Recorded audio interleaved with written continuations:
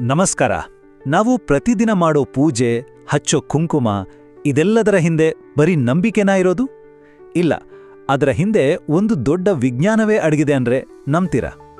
ಬನ್ನಿ, ನಮ್ಮ ಹಿರಿಯರು ಪಾಲಿಸ್ತಾ ಇದ್ದ ಆಚರಣೆಗಳ ಹಿಂದಿನ ವೈಜ್ಞಾನಿಕ ರಹಸ್ಯಗಳನ್ನ ಇವತ್ತು ಒಟ್ಟಿಗೆ ಸೇರಿ ತಿಳ್ಕೊಳ್ಳೋಣ.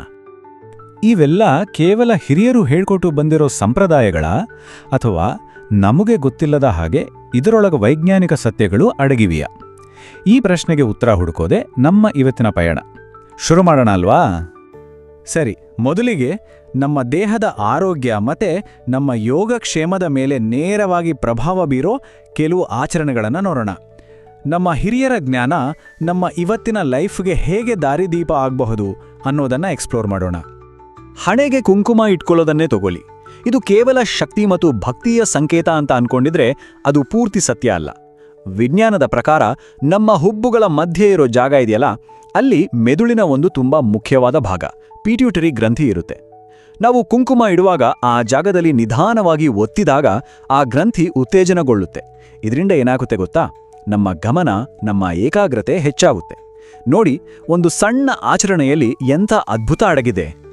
ಈಗ ಮೆಹಂದಿ ಬಗ್ಗೆ ಮಾತಾಡೋಣ. ಮದುವೆ ಹಬ್ಬ ಅಂದ್ರೆ ಸಾಕು, ಕೈ ತುಂಬ ಮೆಹಂದಿ ಇರಲೇಬೇಕು. ಆದರೆ ಅದು ಬರೀ ಸೌಂದರ್ಯಕ್ಕಷ್ಟೇ ಅಲ್ಲ. ಹಿರಿಯರು ಹೇಳ್ತಾರೆ, ಮೆಹಂದಿ ದೇಹಕ್ಕೆ ತಂಪು ಕೊಡುತ್ತೆ ಅಂತ. ಸೈನ್ಸ್ ಕೂಡ ಅದನ್ನೇ ಹೇಳುತ್ತೆ.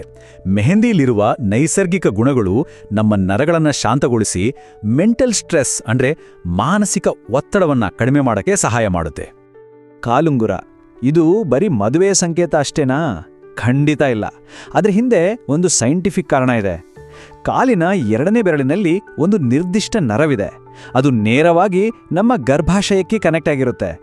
ಆ ಬೆರಳಿಗೆ ಕಾಲುಂಗುರ ಹಾಕೋದ್ರಿಂದ ಅಲ್ಲಿ ಒಂದು ನಿರಂತರವಾದ ಒತ್ತಡ ಬೀಳುತ್ತೆ.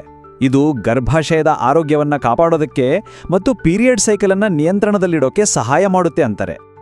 ಮಕ್ಕಳಿಗೆ ಕಾಡಿಗೆ ಹಚ್ಚೋದು ದೃಷ್ಟಿ ಆಗಬಾರ್ದು ಅನ್ನೋ ನಂಬಿಕೆ. ಅದರ ಜೊತೆಗೆ ವೈಜ್ಞಾನಿಕವಾಗಿ ಒಂದು ಕಾರಣ ಇದೆ. ಕಾಡಿಗೆಯಲ್ಲಿರೋ ಕೆಲವು ಅಂಶಗಳು ಕಣ್ಣಿಗೆ ತಂಪು ಕೊಡುತ್ತೆ. ಅಷ್ಟೇ ಅಲ್ಲ, ಸೂರ್ಯನ ತೀಕ್ಷ್ಣವಾದ ಕಿರಣಗಳಿಂದ ರಕ್ಷಣೆನೂ ಕೊಡುತ್ತೆ. ಅದೇ ಇಲ್ಲಿ ಒಂದು ಎಚ್ಚರಿಕೆ ಇರಲಿ, ಯಾವಾಗಲೂ ಮನೆಲೇ ಮಾಡಿರೋ ಅಥವಾ ಕೆಮಿಕಲ್ ಇಲ್ಲದ ಸೇಫ್ ಆಗಿರೋ ಕಾಡಿಗೆಯನ್ನೇ ಬಳಸೋದು ತುಂಬಾನೇ ಮುಖ್ಯ.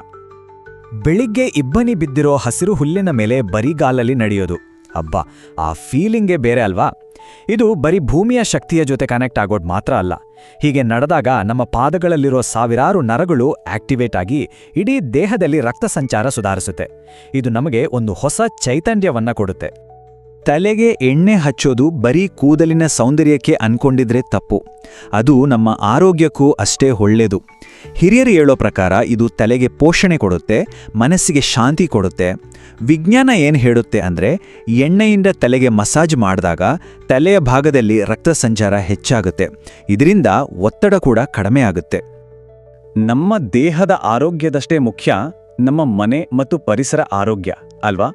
ಹಾಗಾದ್ರೆ ನಮ್ಮ ಸುತ್ತಮುತ್ತಲಿನ ವಾತಾವರಣವನ್ನ ಪಾಸಿಟಿವ್ ಆಗಿ ಮತ್ತೆ ಶುದ್ಧವಾಗಿ ಇಟ್ಕೊಳ್ಳೋಕೆ ನಮ್ಮ ಹಿರಿಯರು ಯಾವೆಲ್ಲ ಪದ್ಧತಿಗಳನ್ನ ಪಾಲಿಸ್ತಾ ಇದ್ರು? ಬನ್ನಿ ನೋಡೋಣ. ಸಾಮಾನ್ಯವಾಗಿ ಎಲ್ಲರ ಮನೆಯ ಅಂಗಳದಲ್ಲೂ ಒಂದು ತುಳಸಿ ಗಿಡ ಇದ್ದೇ ಇರುತ್ತೆ. ಯಾಕೆ? ಇದು ಬರೀ ಪೂಜೆಗಾಗಿ ಅಲ್ಲ. ತುಳಸಿ ಒಂದು ಅದ್ಭುತವಾದ ನ್ಯಾಚುರಲ್ ಏರ್ ಪ್ಯೂರಿಫೈಯರ್, ಅಂದ್ರೆ ಗಾಳಿಯನ್ನ ಶುದ್ಧ ಮಾಡುತ್ತೆ. ಇದು ದಿನದ 20 ಗಂಟೆಗಳ ಕಾಲ ಆಕ್ಸಿಜನ್ ಅಂದ್ರೆ ಆಮ್ಲಜನಕವನ್ನು ಬಿಡುಗಡೆ ಮಾಡಿ ಮನೆಯ ಸುತ್ತಲಿನ ಗಾಳಿಯನ್ನ ಫ್ರೆಶ್ ಆಗಿಡುತ್ತೆ. ಹಳ್ಳಿಗಳ ಕಡೆ ಇವತ್ತಿಗೂ ಮನೆಗಳ ಮುಂದೆ ಸಗಣಿ ಸಾರಿಸೋ ಪದ್ಧತಿ ಇದೆ. ಇದರಿಂದ ಕೆಟ್ಟ ಶಕ್ತಿಗಳು ದೂರ ಹೋಗುತ್ತೆ ಅನ್ನೋದು ಒಂದು ನಂಬಿಕೆ. ಆದರೆ ಇದರ ಹಿಂದಿರೋ ಸೈಂಟಿಫಿಕ್ ಸತ್ಯ ಏನು ಗೊತ್ತಾ? ಸಗಣಿ ಒಂದು ಅತ್ಯುತ್ತಮ ನೈಸರ್ಗಿಕ ಕೀಟನಾಶಕ. ಇದು ನೆಲದಲ್ಲಿರೋ ಹಾನಿಕಾರಕ ಬ್ಯಾಕ್ಟೀರಿಯಾ ಮತ್ತೆ ಸಣ್ಣಪುಟ್ಟ ಕೀಟಗಳನ್ನು ನಾಶ ಮಾಡಿ ಮನೆಯನ್ನ ಆರೋಗ್ಯಕರವಾಗಿ ಇಡುತ್ತೆ. ಕೊನೆಯದಾಗಿ, ಮನುಷ್ಯರು ನಾವು ಈ ಪ್ರಕೃತಿಯ ಒಂದು ಭಾಗ. ಹಾಗಾದ್ರೆ ಪ್ರಕೃತಿ ಮತ್ತು ಬೇರೆ ಜೀವಿಗಳ ಜೊತೆ ಒಂದಾಗಿ ಬಾಳೋಕೆ ನಮ್ಮ ಸಂಪ್ರದಾಯಗಳು ಹೇಗೆ ದಾರಿ ತೋರಿಸುತ್ತೆ ಅನ್ನೋದನ್ನ ನೋಡೋಣ. ಯಾವುದೇ ಒಂದು ಒಳ್ಳೆ ಕೆಲಸ ಶುರು ಮಾಡೋ ಮೊದಲು ತೆಂಗಿನಕಾಯಿ ಒಡೆಯೋದು ನಮ್ಮ ಸಂಪ್ರದಾಯ. ಇದರ ಹಿಂದೆ ಒಂದು ಆಳವಾದ ಅರ್ಥ ಇದೆ.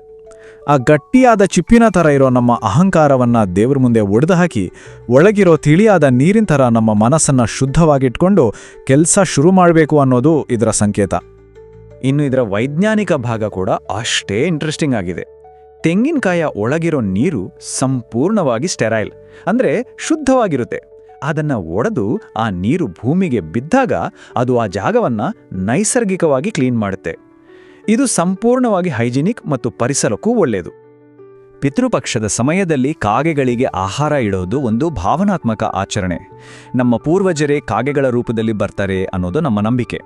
ಇದನ್ನ ಪರಿಸರದ ದೃಷ್ಟಿಯಿಂದ ನೋಡಿದ್ರೆ ಕಾಗೆಗಳು ನಮ್ಮ ಇಕೋಸಿಸ್ಟಮ್ನ ಒಂದು ಪ್ರಮುಖ ಭಾಗ. ಅವುಗಳಿಗೆ ಆಹಾರ ನೀಡೋದ್ರಿಂದ ಫುಡ್ ಚೈನ್ ಬ್ಯಾಲೆನ್ಸ್ ಆಗಿರುತ್ತೆ. ಇದು ಜೀವ ವೈವಿಧ್ಯತೆಗೆ ನಾವು ಕೊಡೋ ಒಂದು ಸಣ್ಣ ಕಾಂಟ್ರಿಬ್ಯೂಷನ್.